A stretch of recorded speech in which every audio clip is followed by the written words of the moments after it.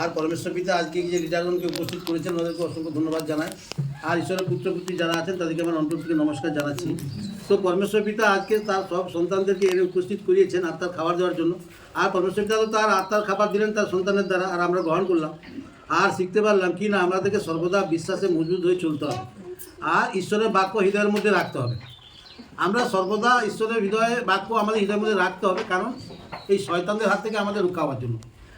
আর শয়তানরা সর্বদা আমাদের সঙ্গে সঙ্গে ঘুরে বেড়ায়, সারাদিনই 24 ঘন্টা শয়তান আমাদের পেছনে পেছনে ঘুরে বেড়াচ্ছে। 365 দিনই শয়তান আমাদের পেছনে পেছনে আছে। আর সেই 365 দিন যখন শয়তানরা আমাদের পেছনে আছে, সেই ততদিন আমাদেরকেও সেই ঈশ্বরের বাক্যকে হৃদয়ের মধ্যে রাখতে হবে, সেই বাক্যগুলোকে মেনে চলতে হবে। আজ কালকে পরমেশ্বর পিতার ভবনে আমি যাব, এখন থেকে চিন্তা করে রাখছি না রাত্রিবেলা পেটের যন্ত্রণা পেট খারাপ হলো, শয়তান তোমাকে